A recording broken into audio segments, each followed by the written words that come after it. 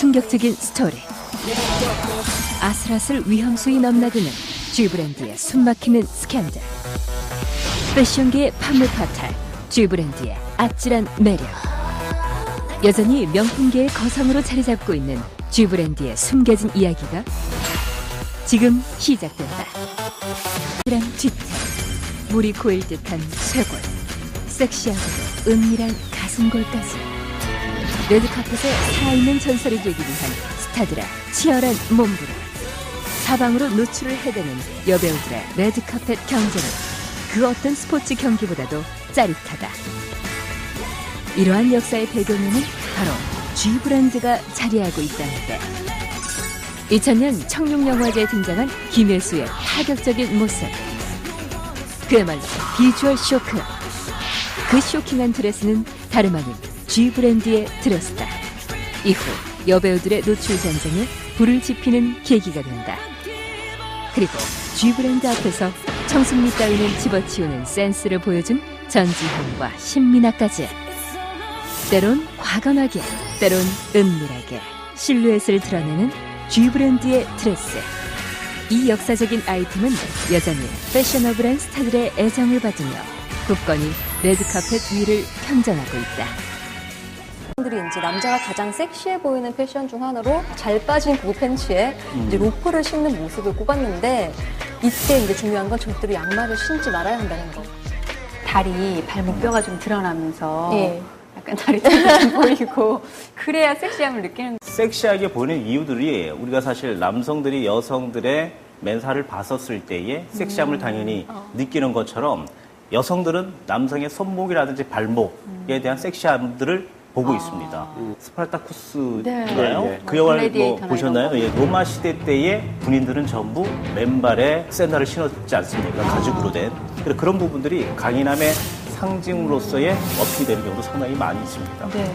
그러니까 패션 입장에서 보자면 사실 이 로퍼라는 게 사용도가 상당히 다양하죠. 그쵸. 정장뿐만 아니라 캐주얼에도 상당히 잘 어울리죠. 어울려서 아주 다목적으로 이제 신을 수 있는 건데, 사실 양말을 신지 말라라고 말씀들을 하셨는데, 포인트가 될 만한 양말을 이용을 해서 겨울에 신어도 무난한 그런 이제 패션 아이템인 거죠. 네, 정말 양말을 잘 신어야 되는 거예요. 아무리 명품 수트 입어도 막 이렇게 상표가 확 나오는 아버지들이 신는 싸고치 양말. 네, 그런 거를 딱 신으면 패션을 망치잖아요. 저는 괜찮은가요? 예. 두 분 양말 좋으신데요? 제가 늘 두 분의 양말을 감시하고 있습니다. 이렇게 매일. 저는 양말을 뭐 신든 벗든 간에 어떤 사람이 이제 그 패션을 소화를 하느냐. 패션의 완성 역시 얼굴이군요. 그런데요, 얼굴도 되고 몸매도 되고 심지어 재력도 되는 축구스타 호날두가 머리 끝부터 발끝까지 G브랜드로 도배를 했는데 결과는 좀 안 좋지 않았나 하는 생각이 들어요. G브랜드를 입은 스타들이 모두 화려하고 아름다워질 거란 기대는 잠시 접어두는 게 좋을 듯하다. 여기 G브랜드의 무한 애정을 과시하는 스타가 있으니 바로 세계적인 축구 선수 크리스티아누 호날두. 섹시한 마스크와 운동으로 작아진 조각 같은 몸매의 소유자.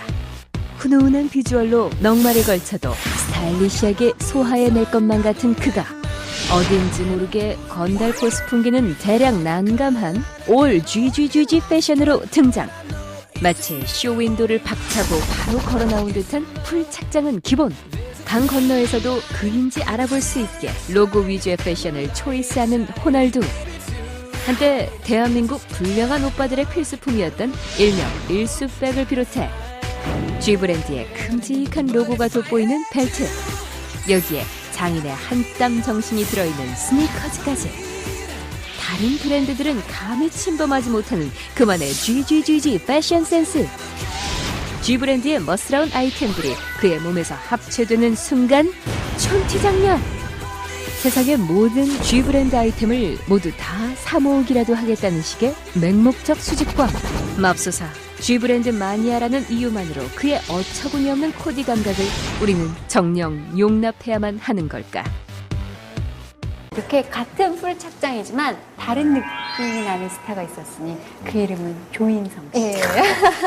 조인성 씨가 이제 제대를 하고 선택한 첫 드라마가 이제 그 겨울 바람이 분다인데 이 드라마의 이제 제작 발표회 때 G 브랜드로 올 착장을 했습니다. 컬렉션 의상을 그냥 그대로 입으셨네요. 브라운 컬러의 땡땡이 무늬, 이제 도트 무늬가 있는 그런 수트였는데 남성분이 소화하기는 어렵잖아요. 어렵죠. 이제 조인성 씨니까 이제 가능하지 않았나 싶은데 간지와 그 아우라는 조인성 씨가 이제 압승이죠. 네. 양말에도 언뜻 보니까 포인트를 주신 것 같아요. 예. 자, 패션계에서 끊임없이 성공 스토리로 회자되고 있는 것이 바로 G 브랜드의 부활 이야기라고 해요. 그 중심에는 두 명의 아주 중요한 디자이너가 있었는데요. 그들의 이야기 속으로 지금부터 들어가 보시죠.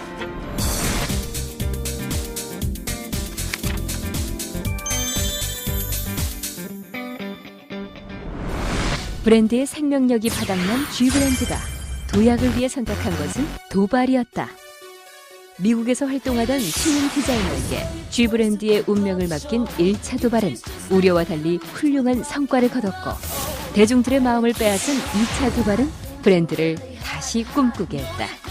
일명 샌룩이 대부분을 차지하는 G 브랜드의 디자인. 그는 고리타분한 G 브랜드의 본능을 깨워 시그니처 아이템들의 상품성을 부활시켜준 은인. 디자이너계의 섹시 아이콘 톰 포드다. 영화배우 뺨치는 준수한 외모와 한치의 흐트러짐 없는 완벽한 패션 감각. 대중이 원하는 것을 뼛속까지 파악한 심리 트렌더이며 마케터이자 디자이너. 자신의 완벽한 모습에서 유혹하는 법을 찾았던 그는 진정 마성의 매력남이었다. 그는 패션에 대한 열정과 고집스런 완벽함으로 광고와 매스컴을 자유자재로 활용하며 브랜드를 무한 성장시킨 영웅이다. 갖고 싶고 입고 싶은 옷을 만들고자 했던 지극히 상업적인 디자이너 톰 포드. 상업성에 기반한 그만의 유혹을 야하고 자극적이라는 판단으로 결론짓기엔 너무 섣부른 오해가 아닐까. 90년대 중반까지만 해도요, 이 G 브랜드가 지금의 관능적이고 핫한 느낌은 아니었던 것 같아요. 뭐 이런 표현 어떨지 모르겠지만 좀 돈 많은 할아버지가 좀 이렇게 벨트도 그렇죠. 하고 좀 멋을 내는 그런 브랜드의 느낌이랄까요? 물론 대중성은 있었지만 뭐 핫하고 갖고 싶다라는 그런 열망을 갖게 하진 않았던 것 같은데, 톰 포드 이후로 정말 이 G 브랜드는 확 달라진 것 같습니다. 이 황골 탈퇴는 패션계에 커다란 파장을 일으켰죠. 원래는 이제 칼 라거펠트가 이제 브랜드에 부활하는데 커다란 영향을 미쳤다고 하지만, 본격적으로 이런 다른 브랜드까지 이러한 영향을 확산시켰던 건 바로 톰 포드 이후에 계속 이렇게 연이어서 브랜드가 자신들의 이미지를 변신시키는 그런 움직임들을 보이기 시작을 했죠. 네.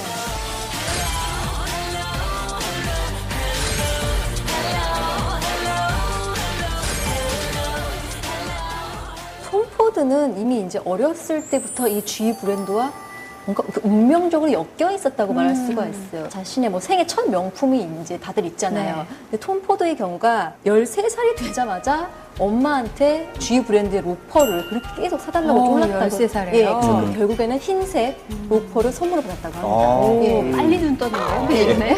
7살 때부터 이제 성인 서류 가방을 들고 다니기 시작을 했고, 또 아이들에게 그걸로 인해서 이제 안 좋은 뭐 놀림도 당하고, 그래서 아이들이 상당히 괴롭힘을 좀 당했다고 생각을 합니다. 근데 이 친구는 재밌는 게 어른들하고 같이 어울리길 좋아했고, 어른들하고 얘기하길 좋아하고, 어른들이 가는 칵테일 바 같은 데도 일찍 조숙했군요. 그렇죠. 예. 그렇다 보면 제 생각이지만 섹스 어필에 대한 디자인이 아마 더 활성화가 되지 않았나, 이런 생각도 합니다. 네. 그리고 좋은 표현으로는 조숙하다고 하고 달랑 까졌다고 어른들이 얘기하기도 하잖아요. 근데 약간 톰 포드의 그런 약간 성숙한 섹시미와 그런 어린 시절이 남다르지 않게 연결이 되네요. 톰 포드에게 정말 많은 수식어가 붙지만 이 섹시 코드를 뺄 수가 없을 것 같아요. 1995년 톰 포드의 도발적인 본능은 광고를 통해 고스란히 드러났고 전 세계를 충격에 빠뜨렸다. 대놓고 노출을 감행한 광고는 포르노시크라는 신조어를 창조했고, 톰 포드의 손에서 골조를 다시 세운 G 브랜드의 모든 라인은 섹슈얼리티에 초점을 맞춰 대박을 터뜨리며 패션계의 새로운 부의 제국을 건설하기에 이른다.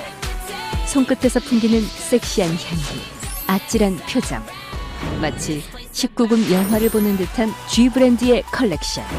수위를 넘나들며 패션과 광고를 휘젓고 다니는 디자이너계의 무법자 톰 포드.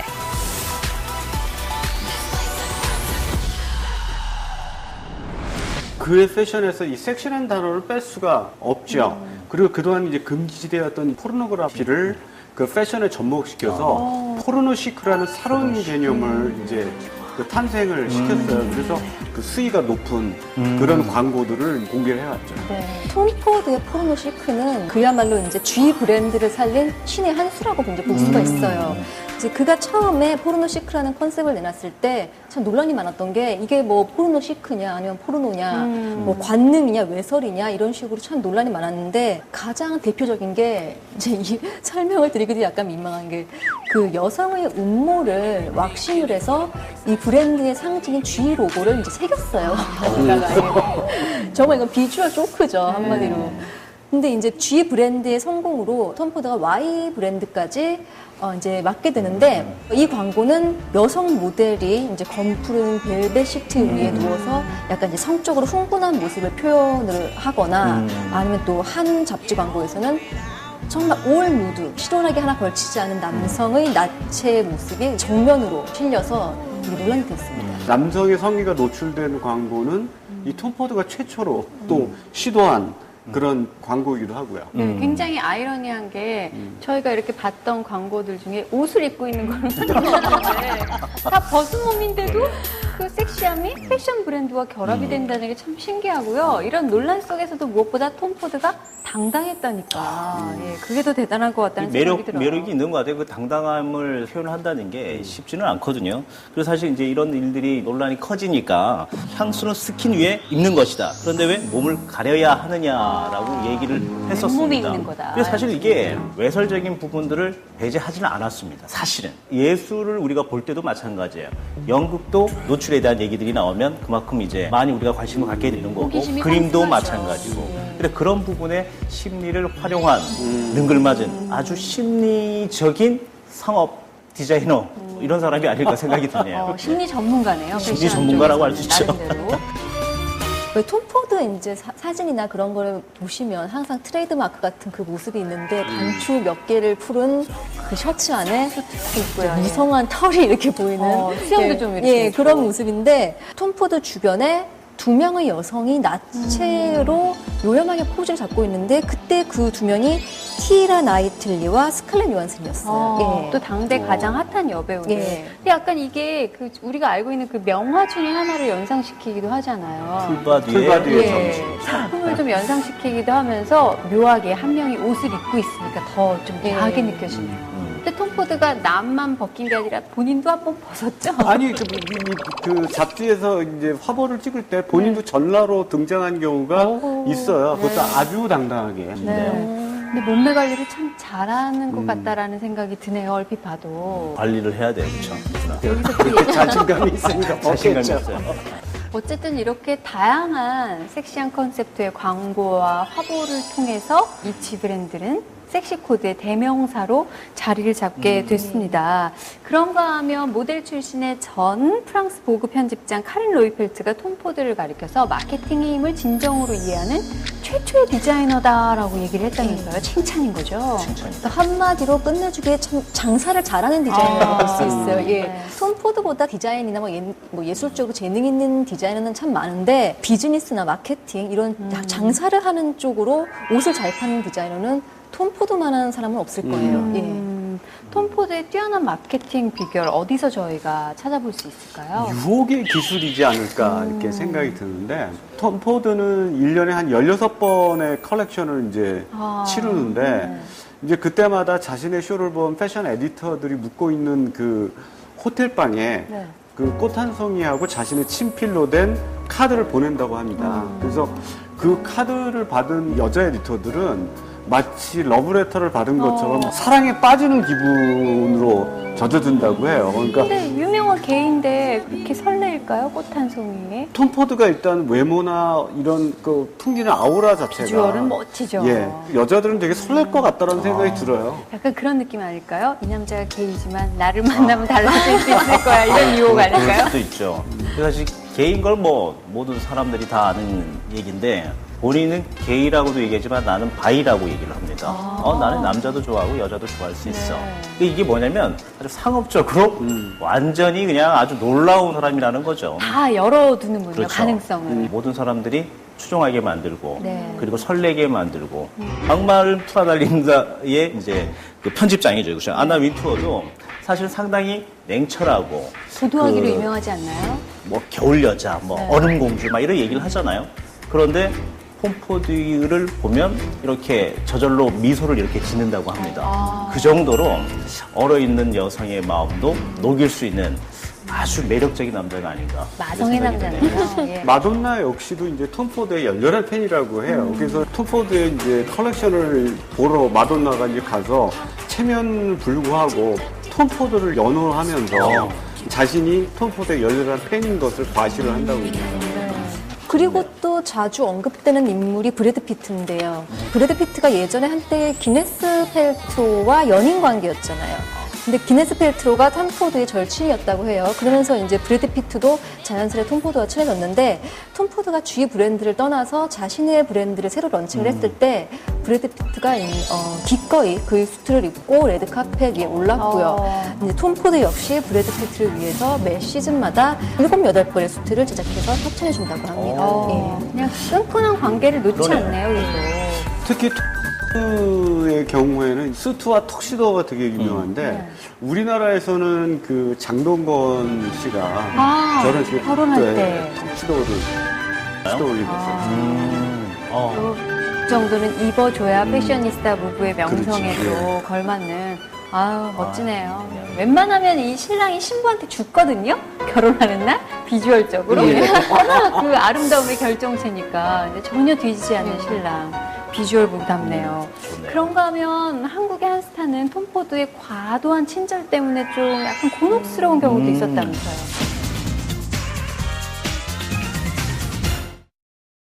이걸 어떻게 표현해야 될지 모르겠는데 짝사랑을 하고 있었던 것이 아닌가. 난감했겠네요. 상당히 사치가 심하고 엽기 패륜 막장의 어떤 끝장판이라고. 자기 아버지 감옥 보내겠다고. 아이고 야 무서운 사람일세. 세다. 방송은 못 아니, 나가죠? 그런가 하면 한국의 한 스타는 톰 포드의 과도한 친절 때문에 좀 약간 곤혹스러운 경우도 있었다면서요. 바로 이효리 씨죠. 톰 포드가 이제 이효리 씨한테 자신의 브랜드의 화보를 찍는데 너무 잘 소화를 해서 그에 대한 답례로 이제 악어 가죽 가방을 이제 선물을 했다고 합니다. 근데 네. 뭐 우리 모두 다 알다시피 그러니까 이효리 씨가 동물 사랑에 적극적이고요. 애호가죠. 예, 동물 애호가죠. 애호가인데. 그다음에 가죽이나 모피를 반대하는 주장을 펴는 그런 또 연예인이잖아요. 근데 이제 악어 가죽 가방을 그것도 이제 좀 되게 가격이 비싼 고가의 그 가방을 남을 주기도 그렇고 본인이 들기에도 그렇고 상당히 좀 그렇죠. 난감한 상태인 예, 거죠. 또 톰 포드의 선물인데 그걸 또 그렇죠. 얻어 팔 수도 없고 참 난감했겠네요. 톰 포드가 뭐 소셜 테이너로 변신한 이후의 이효리 씨 상황을 잘 그러네요. 몰라서 몰라서 그러지 그런가 않았을까 싶긴 한데 그 외의 면면을 보면 정말 완벽주의자 같아요. 한 번도 이렇게 흐트러진 모습을 스스로도 보인 적이 없는 것 같거든요. 신발의 그 1mm까지도 되게 그 집착하는 완벽주의자라고 하죠. 그래서 톰포드 같은 경우는 이제 예를 들어서 프랑스에서 사진을 찍었을 때 자신이 의식하지 못한 사진은 단 한 것도 공개하지 않는다고. 아, 그냥 대단하세요. 무의식 중에 찍힌 예, 사진은 절대 공개 못하게 그렇죠. 하는군요. 더 특이한 거는 그 디자이너들이 컬렉션 이제 피날레에 나와서 진짜 짧은 몇 분간 이제 인사를 하고 들어갔잖아요. 근데 그 몇 분을 위해서 톰 포드는 2주 전부터 이제 태닝을 하기 시작하고요. 그리고 머리카락은 정확히 그 패션쇼에 5일 전에 자른다고 합니다. 설마 바로 직전에 자르면 어색하고 촌스럽기 때문에 5일 전에. 그게 5일이 지나면 헤어스타일이 가장 멋져 보인다고 이렇게 생각을 한대요. 예. 자리를 잡으니까. 예. 그리고 맞는 심지어 낡은 청바지나 이렇게 늘어난 티셔츠까지도 사실은 다 계산이 되어서 나오는 것들이에요. 무슨 말이냐면 그를 위한 청바지와 티셔츠의 재단사가 따로 이제 존재를 하는데 티셔츠를 가슴에 맞춰서 만약에 사면 소매가 이제 벙벙하니까 이 소매 부분을 뭐 뒤로 당겨서 재단을 한다던가 청바지는 허벅지 부분을 뭐 팽팽하게 당겨서 딱 맞게 한다던가 이렇게 톰포드 전담 재단사가 와. 있다고 합니다. 청바지하고 티셔츠 하면 정말 자연스러움의 상징인데 그것조차도 자연스러움조차 정말 사실은 만들어낸 거죠. 철저한 예. 계산에 의해서 목이 늘어졌더라도 그것도 계산된 목 늘어짐이겠네요. 무서운 사람일세. 예. 유난히 예술가들 중에서는 자기 자신 스스로에게 철저한 사람들도 많은 것 같아요. 그런 사람들 상당히 많죠. 근데 이 완벽주의적이라는 성향들은 상당히 재밌는 게 추상화의 그림을 본다고 한다면 계산되지 않은 그림 같이 보입니다. 네. 그러나 상당히 오랫동안 연습을 통하고 훈련을 통해서 완벽한 구조를 만들어내고 보면 사실 어떤 내용인지도 잘 모릅니다. 네. 그런데 봤을 때 우리는 어떻게 느낍니까? 좋은 그림들은. 그냥 좋은 작품이에요. 와, 좋은 느낌이라는 거죠. 그런 것들이 계산으로 만들어진 작품이기 때문에 그렇다는 겁니다. 네. 톰포드도 마찬가지입니다. 그 사람의 철학과 예를 들어 의식들, 이 계산된 공식으로 만들어진 것들은 상당히 성공 확률들이 높다라는 겁니다. 대중이 봤을 때 감탄할 수밖에 없는 작품을 그렇죠. 완벽한 계산하에 만들어내는 그런 완벽주의 예술가네요.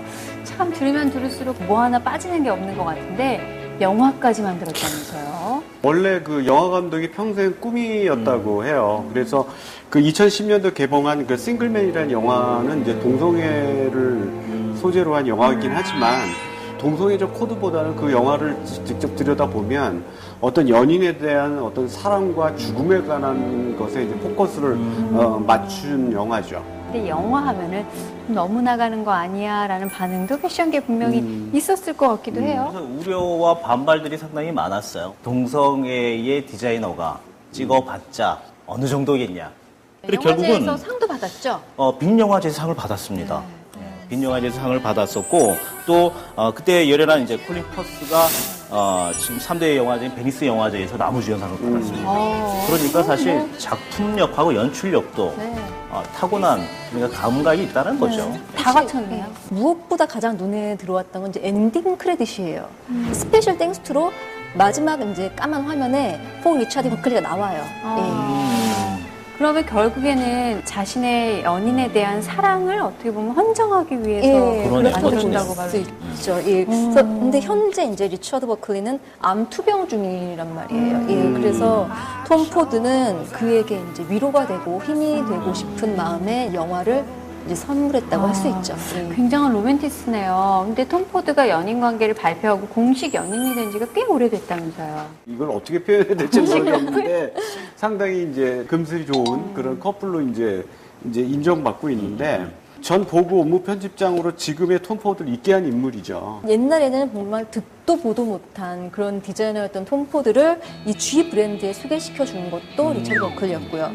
그래서 곁에서 함께 하면서 정말 이것저것 많은 조언을 해줬다고 합니다. 네. 그 편집장으로서 디자이너로서 서로 좋은 영향력을 많이 줬을 것 같은데 함께 해온 세월이 25년이라고 하니까 언뜻 그 G 브랜드와 오드리 헵번의 관계를 떠올리게 할 정도로 갑자기 막 행복하네요. 떠오르는데요? 예. 그런데 이 두 사람의 모습이 또 가장 아름답게 빛났던 순간이 G 브랜드와 이별하는 마지막 패션쇼였다면서요. 마지막 피날레를 장식하고 이제 기립박수를 받았는데 그 버클리와 이제 톰 포드가 서로 이제 뜨겁게 포옹을 하고 감회에 젖어 있는 모습이 이제 비춰졌는데 오히려 톰 포드는 이제 점dom한 표정이었는데 이 버클리가 이제 눈물이 글썽거리는 그런 모습이 비춰져서 버클리가 자기 손으로 톰 포드를 G 브랜드로 이끌었는데 그렇죠. 그 브랜드와 또 성공적인 세월을 보내고 네. 이별하는 순간이니까 감회가 남달랐을 것 그렇겠죠. 같기도 해요. G 브랜드를 떠났지만 그의 영향력은 패션계에서 여전하죠. 자신의 브랜드를 또 잘 이끌고 있고요. 톰 포드가 관능적이고 약간은 퇴폐적인 섹시미로 G 브랜드를 이끌었다면 현재 이 수석 디자이너를 맡고 있는 프리다 지아니는 좀 여성적인 관점에서 좀 더 파워풀한 섹시미를 보여주는 게 아닌가.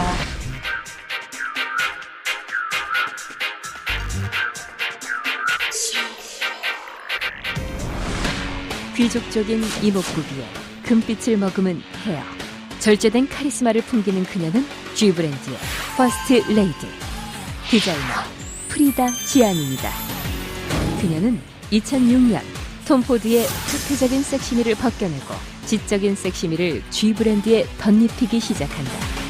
톰 포드가 떠난 G 브랜드는 한때 위기를 맞은 듯 보였으나 근원으로 돌아가자라는 정체성 회복을 외치며 클래식한 과거로의 회귀를 선포한다. 이를 위해 그녀는 가장 자신 있는 플로럴 스카프의 패턴을 현대로 가져와 가방과 신발, 옷 등에 물들였고 세련된 플라워 가든을 부활시키며 좀 더 G 브랜드의 정통성에 가까운 디자인을 선보인다. 에로틱한 섹시미를 뛰어넘어 은은하게 풍기는 섹시미를 강조했던 그녀. 그녀의 손에서 완성된 브랜드의 이미지는 세련된 섹시룩으로 정의되기도 한다. 스스로 G 브랜드의 여자임을 자처하며 톰 포드의 그늘을 완전히 벗어난 G 브랜드의 아름다운 여신이자 크리에이티브 디렉터 프리다 지아니니. 이제 그녀가 G 브랜드의 수장이라는 사실에 토를 달 사람은 아무도 없다. 이 지아니니는 어떤 디자이너인지 좀 얘기를 이어가 볼까요? 한마디로 이분은 G 브랜드의 퍼스트 레이디라고 할 수 있어요. 그녀가 G 브랜드의 최고 경영자인 파트리지오 디 마르코랑 연인 관계예요. 진짜 영부인이네요. 예. 지 왕국에서는. 예. 네. 근데 프리다가 일할 때만큼은 이제 연인인 마르코도 똑같은 이제 CEO처럼 대한다고 하더라고요. 네. 공과 그렇겠죠. 사를 확실하게 네. 구분하면서 일을 하고 있는데 톰 포드 이후에 온 디자이너이기 때문에 누구라도 정말 부담이 됐을 것 같아요. 그 부담감을 어떻게 털어내고 활동할 수 그런데 있을지도 궁금해요. 프리다는 상당히 강한 여성입니다. 이제 톰포드의 내용들을 따라가지도 않을 뿐더러 그렇게 가지도 않을 것이다. 나의 디자인 세계는 확고하다. 이런 식으로 얘기를 했거든요. 근데 그 정도로 당당하고 확고한 여성 디자이너라고 얘기할 수 있겠죠. 패션계의 평가는 어떤가요? 톰 포드보다 더 배짱이 있는 여자가 아니냐 이런 평가가 있는데 톰 포드가 라는 브랜드를 부활을 이끌었던 장본이라고 한다면 네네.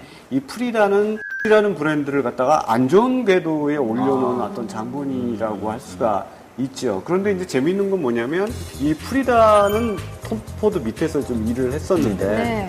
상당히 수준이 많은 이제 부하 직원이었던 거죠. 뭔가 예를 들어서 질문을 하면 대답 잘 못하고 그래서 혹시 짝사랑을 하고 있었던 것이 아닌가 그런 생각도 드네요. 네, 근데 누구라도 톰 포드 앞에 서면 그럼요. 작아질 수밖에 없겠다라는 생각이 들어요. 그러니까 여자뿐만 아니고 남자도 작아질 것 같아요. 아주 작아졌어요. 톰 포드의 팬 한 명 추가하겠습니다. 팬이 다 될 수 있을 것 같아요. 네. 근데 프리다 지아니니가 또 한국에 대한 남다른 애정도 보여준 적이 있다면서요?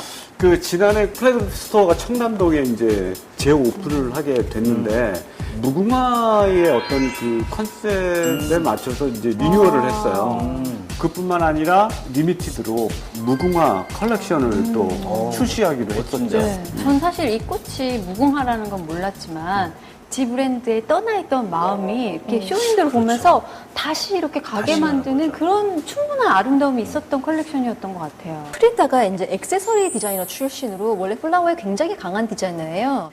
이게 무궁화가 이렇게 이뻤나 싶을 정도로 굉장히 이제 이쁘거든요. 정말 주머니 하정만 된다면 구입하고 싶습니다. 예. 네, 또 리미티드라고 하면 또 더 한정판 좋아해요. 예, 정말 물렁거리잖아요. 그런데 프리다 지아니니를 보면서 또 세계적인 명품 브랜드 수석 디자이너로 몇 안 되는 여성인 것 같아요. 그래서 그녀의 배짱을 더욱더 응원해주고 싶고 지 브랜드의 행보를 지켜보고 싶다. 명품 브랜드라기보다는 싸구려 그 라이센스 브랜드 아들의 태륜, 형제의 대신 살인 사건까지 벌어지는 막장의 어떤 끝장판이라고 할 수 있을 만큼 완전 영화의 소재죠, 이거는.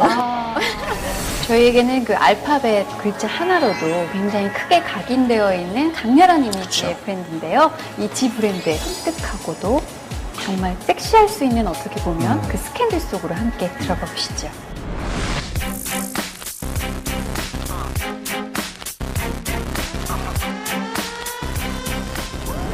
오늘날 G 브랜드의 발칙하기까지 한 섹시미는 시간을 거슬러 올라가 브랜드를 창조해낸 한 막장 가문의 혈통 속에서 그 근본을 찾아볼 수 있다. 유난히 싸움이 잦았던 구찌 가문의 형제들. 싸움에 질린 구찌오 구찌는 결국 가출을 감행하고 만다. 이탈리아를 떠나 영국 런던에 터를 잡은 그는 호텔에서 벨보이로 일하면서 럭셔리한 세상에 눈을 띄게 됐고 20여 년 만에 다시 이탈리아로 돌아와 가방 가게를 오픈하는데 이것이 바로 G 브랜드의 시작이다. 다이아몬드 패턴과 폴스빛 장식 등 다양한 시그니처 아이콘을 쏟아내며 명성을 이어가던 G 브랜드. 1953년 구찌오 구찌의 사망 이후 그의 자식들이 물려받게 되는데 럭셔리 브랜드로서 승승장구하던 시절도 잠시 대를 이은 형제 간의 싸움은 다시 시작된다. 있는 집들이 더하고 돈 앞에선 피도 눈물도 없는 법. 재산 상속과 회사 지분을 놓고 형제가 벌이는 치열한 싸움은 추악하기만 할 뿐 구찌 가문의 악명은 높아지고 형제의 난은 점점 깊어만 간다. 형제의 난을 잠식시킨 것은 바로 알도 구찌의 아들 파울로 구찌. 세컨 브랜드 런칭으로 괜한 부스럼을 만들어 결국 아버지에게 해고당하고 마는데 그 후 아버지를 물러본 파울로 구찌는 알도 구찌를 탈세범으로 신고. 하지만 정작 구찌 가문을 뒤흔든 시한폭탄은 따로 있었으니 로돌프 구찌의 지분을 상속받아 최고 경영자의 자리에 오른 마우리찌오 구찌와 그의 부인 파트리치아 되겠다. 인연에서 악연으로 변한 마우리찌오와 파트리치아. 이탈리아판 사랑과 전쟁 스토리 한 편 찍고 쿨하게 이혼하는 것으로 마무리된 듯 했지만 회사를 잃고 암울한 시기를 보내던 마우리찌오가 괴한에 의해 암살되는 사건 발생. 배신과 폐륜에 이어 청부살인까지 참혹한 스캔들로 G 브랜드를 추락시킨 구찌 가문의 피 튀기는 전쟁. 이렇게 60년대까지 드라마틱한 명성과 인기를 누렸던 G 브랜드는 구찌 일가의 탄핵으로 화려했던 전성기를 마감하고 만다. 구찌오 구찌의 가게 역사를 거슬러 올라가다 보니까 굉장히 좀 파격적이고 섬뜩할 만큼의 그런 스캔들이 또 있더라고요. 사실은 그 가족들 간의 어떤 재산 싸움은 어떻게 보면 필연적일지도 모르겠지만, 근데 좀 여기는 좀 도가 지나쳐서 엽기 세균 막장의 어떤 끝장판이라고 할 수 있을 만큼 재산 싸움을 벌였는데, 가문만 망가지면 상관이 없는데, 네. 이 라는 브랜드까지도 이제 만시차이가 이제 돼 가서 그 싸움 속에 같이 망가져가고. 그렇죠. 예. 한마디로 얘기를 하면 아주 스펙타클한 막장 드라마 한 편을 이제 찍고서 네. 역사 속으로 총총히 사라지는 그런 역사 속으로 얘기했죠. 저희가 본격적으로 파헤쳐보기 위해서 이 구찌오 구찌의 가계도를 좀 준비를 해봤습니다. 아들 중에서도 뭐 일을 잘하는 아들이 있는가 하면 약간 한량처럼 놀고 먹는 아들이 있잖아요. 근데 이 중에서 이제 알도 구찌가 가업을 가장 잘 성실히 이제 이끌어가는 그런 아들이었어요. 그 G 마크가 두 개로 되어 있는 그 더블 그 로고도 네. 이 알도 구찌가 만들어 놓은 거예요. 그럼 브랜드에는 뭐 혁혁한 공을 세운 예. 그런 아들이네요. 근데 그에 반면 로돌프 구찌 얘가 이제 문제인데 굴러 들어온 돌로 표현된 걸 예. 보면 좀 밖으로 나돌았네요. 좀 잘생겼잖아요. 생긴 것도. 그렇네요. 이 중에서 가장 잘생긴 편에 속하는데 자기 얼굴 믿고 이제 영화 배우 하겠다고 이제 그런 준비를 하다가 가업이 잘 되는 것 같고 예. 하니까 돌아왔군요. 그런 약간 문제아였죠. 예. 네. 그런데 아버지가 결국에는 경영권을 반반 50대 50으로 나눠줬다고 들었는데 이게 또 분쟁의 씨앗이 됐다면서요. 이게 일 잘하는 아들에게 좀 경영권을 좀 더 줬으면 좋았을 텐데 정확히 50대 50으로 경영권을 나눠줬어요. 그러면 또 알도 구찌도 화가 나겠죠. 네. 근데 정작 이 상황에서 폭탄은 알도 구찌 아들이 터뜨렸다면서요. 그렇죠. 엉뚱한 데서 터졌죠. 이제 파울로 구찌가 이제 잘해보겠다는 일념으로 세컨 브랜드를 런칭을 했는데 그것이 이제 플러스예요. 그래서 이 플러스를 런칭을 했는데 이것이 이제 쫄딱 망하게 됐죠. 그래서 경질을 당하게 됩니다. 이로 인해서 이제 아버지에게 앙심을 품게 된 거죠. 근데 냉정한 아버지 밑에 또 앙심 품은 아들. 근데 또 먹긴 놈이 썩는다고 앙심을 품고 아버지를 탈세로 고발을 합니다. 아이고, 야, 이거 근데 심각하다. 자기 아버지 감옥 보내겠다고 이제 네. 법정에서 증언까지 서고요. 그래서 결국에는 아버지가 이제 감옥살이를 하게 되죠.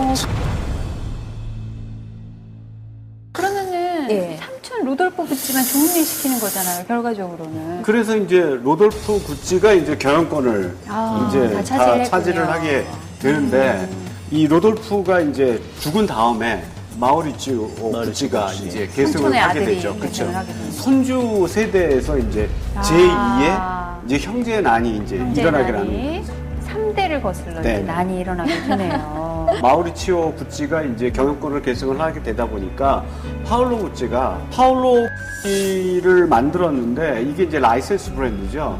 그래서 여기서 무려 22,000개의 모조품을 이제 만들어내게 되는 거죠. 아이고. 그래서 자연스럽게 브랜드 가치가 떨어지게 돼요. 당연히 그렇고. 네. 이 여인은 과연 또 어떤 역할을 했을까요? 신데렐라라고 지금 밑에 써 있는데 이 여성분은 세탄소집 딸이었어요 그 당시에. 그런데 이제 이 명품 왕국에 입성을 하게 됩니다. 그렇게 보면 예. 마우리치오 구찌가 순정파가 많네요. 반대를 이겨내고 그렇죠. 이 예. 여인을 감싸서 결혼까지 예. 했으니까요. 두 사람의 러브 스토리는 아주 로맨틱했죠. 그러니까 왜냐하면 집안에서 반대를 했는데 마우리치오가 끝까지 설득을 해서 이제 결혼을 했죠. 여기까지는 참 그림이 좋았는데 이제 그 다음부터가 이제 문제인 거죠. 이 여인에게 뭔가 문제가 있었나 이 봅니다. 파트리치아가 180도로 바뀌는 겁니다. 그러면서 이제 상당히 사치가 심하고 그때부터는 정말 다른 사람처럼 그렇게 행동을 했다라고 얘기를 합니다. 그런 상황이 되면 이 로맨틱한 결혼 생활도 오래 못 갔을 것 같다는 그렇죠. 생각이 들어요. 그래도 한 12년 정도는 이제 유지를 했어요 결혼 생활을. 근데 그러다가 결국엔 남편으로부터 이혼을 당합니다. 그런데 이혼을 당한 후에 연간 생활비로 63만 달러를 받았다고 해요. 그럼 이 돈으로 이제 행복하게 그냥 자기 네. 살면 되는데 이게 늘 이제 충분하지 않다고 여기에 성이 안 찬 거죠. 이제 욕심이 커져가지고 그래서 항상 불만을 토했다고 해요. 근데 그러다가 마우리치오가 공식적으로 재혼을 발표를 하게 돼요. 근데 이 여자가 약간 성깔이 있잖아요. 여기서 뭐 눈에 뒤집힌 거죠. 그래가지고 언론사에다가 전 남편에 대한 악담을 하기 시작합니다. 뭐 예를 들어 조루증이었다던가 아니면 뭐 미치광이었다던가. 근데 제가 볼 때는 남편도 이제 만만치가 않죠. 그 파트리치아가 뇌종양으로 이제 입원을 한 적이 있었는데 이때 이제 그 남편이 이제 병문안을 가죠. 그리고 이제 귓속에다 대고 뭐라고 그러냐면 나는 당신이 죽었는지 확인하러 왔다라고 얘기를 했죠. 아, 무서운데요. 서로 그냥 예. 그냥 난타전이네요. 예. 서로 상처를 입히는 그런 싸움이 지속됐으니 예. 이 싸움이 어떻게 끝났을까요? 몇 년 뒤에 어느 날 이 마우리치오가 괴한이 쏜 총 4발을 맞고 살인을 당한 거죠, 이제. 그런데 이제 그 청부 그렇죠. 살인을 맡긴 자가 바로 이제 파트리치였습니다. 평소에도 파트리치아가 늘 나는 이제 전 남편 이제 뭐 죽여버리겠다는 말을 이제 항상 했다고 해요. 경찰은 제일 먼저 의심했을 것 같아요. 예. 그래서 경찰이 파트리치아를 이제 잡으러 왔잖아요. 그렇죠. 그런데 잠깐만 내가 할 일이 있다. 썸머 피포트를 입고 등장을 한 겁니다. 그래서 그게 대중들에게 이제 언론에 알려지면서 경악을 한 거죠. 막장 드라마의 아들의 표본. 폐륜, 형제의 배신, 그리고 전처의 청부살인. 완전 영화의 소재죠, 이거는. 이 정도면 약간 소설로 나온다던가 영화로 재밌겠는데요? 재탄생이 됐을 수도 있을 것 같아요. 할리우드에서 이런 좋은 소재를 놓칠 리가 네. 없죠. 그래서 글래디에이터의 감독인 그 리틀리 스콧 감독이 네. 안젤리나 졸리와 레오나르도 디카프리오를 주연으로 이제 영화를 만들려고 했는데 구찌 가문에서 아주 강렬하게 그렇죠. 반대를 하는 바람에 이게 무산이 됐어요. 반대하는 마음은 충분히 이해가 갑니다만 또 굉장히 화려하고 멋진 작품이 나왔을 수도 있겠다 하는 아쉬움도 좀 남네요. 아내의 유혹이 아니라 예. 부의 유혹. 구찌의 유혹, 네. 명품의 유혹. 이 지브랜드의 매력도 너무나 뛰어나지만요. 가게들을 거슬러 올라가면서 할 이야기도 많았고 또 톰 포드라는 인물이 너무 강렬했기 때문에 할 이야기를 쏟아내기에는 시간이 너무 짧았다 이런 생각이 드는데 어떠세요? 뭐 정말 짧은 것 같고요. 제가 딱 좋아하는 스타일입니다. 오해하지 마시고. 아니, 그러니까 나 같은 남자가 봐도 멋있어요. 그렇죠. 죄만 사가는 게 아니잖아요. 그렇죠. 그렇기 때문에 톰포드의 매력에 한번 빠져보십시오. 네, 오늘의 결론은 톰 포드는 멋있다. 민지 씨는 동의